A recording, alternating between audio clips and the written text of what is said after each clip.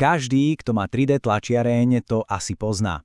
Ten pocit frustrácie, keď sa tlač po dlhých hodinách práce jednoducho pokazí. No, v tomto sprievodci si ukážeme, ako presne zvládnuť údržbu, aby tie výtlačky boli, jednoducho dokonalé. A to za každým. Predstavte si to, 12 hodín tlače a na konci toto. Doslova špagetové monštrum z premrhaného filamentu. Je to scenár, ktorý je, povedzme si úprimne, až príliš dobre známy a dokáže poriadne pokaziť náladu. Ale čo ak to celé nie je len o náhode a smole? Čo ak tie zlyhania v skutočnosti niečo znamenajú? Tento citát to vystihuje perfektne. Sú to volania o pomoc od tlačiarne. A my sa teraz spoločne naučíme, ako na ne správne reagovať. Poďme sa teda pozrieť na pár jednoduchých, no naozaj účinných postupov, vďaka ním sa tlačareň môže zmeniť z nevyspytateľného stroja na naozaj spoľahlivého partnera. Partnera, ktorý bude produkovať konzistentné a vysokokvalitné výtlačky. Dobre, poďme na to. Začneme úplným základom každej 3D tlačiarne a to sú jej mechanické systémy. Sú to v podstate jej svaly a kostra. Práve tieto komponenty riadia pohyb a sú, a to treba zdôrazniť, absolútne kľúčové pre presnosť.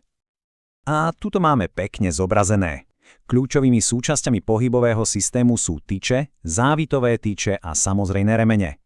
Je asi jasné, že hladký a presný pohyb týchto častí je nevyhnutný a chceme dosiahnuť naozaj kvalitné výtlačky.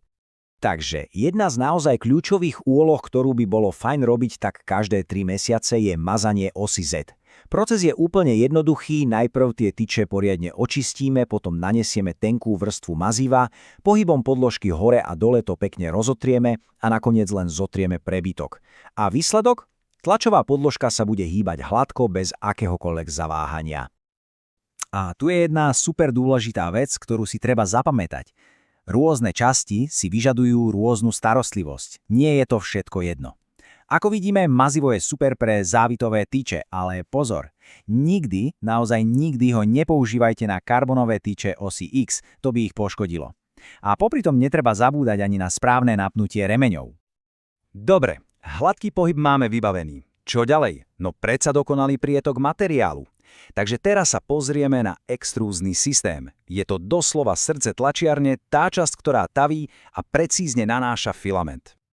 A tu vidíme kľúčové body údržby práve tohto systému.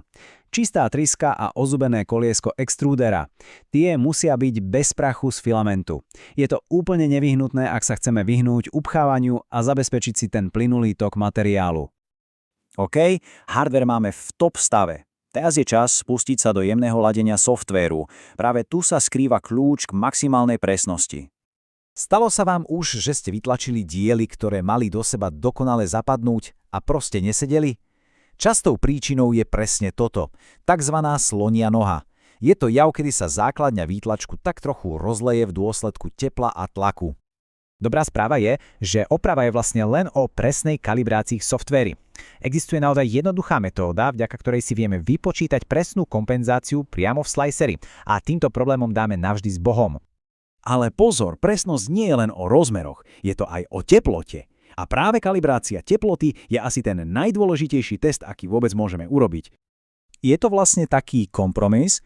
Vyššia teplota znamená lepšiu prilenavosť vrstíl a pevnejšie diely, ale zase horšie detaily. Nižšia teplota presne naopak. Kľúčom je teda nájsť tú dokonalú rovnováhu.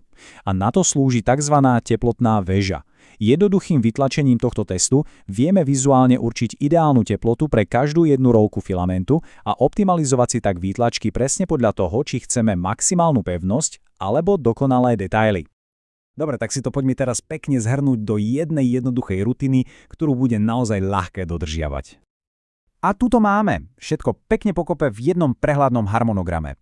Keď sa budeme pravidelne držať týchto pár jednoduchých krokov, údržba sa zmení z otravnej povinnosti na dobrý zvyk. A práve tento zvyk zaručí spoľahlivosť a výrazne predĺží životnosť celej tlačiarne. Takže stačí investovať trošku času do starostlivosti a kalibrácie a z tlačiarne sa stane naozaj spoľahlivý partner. Zrazu to už nie je len nejaký stroj, ale nástroj, ktorý je pripravený oživiť akýkoľvek nápad.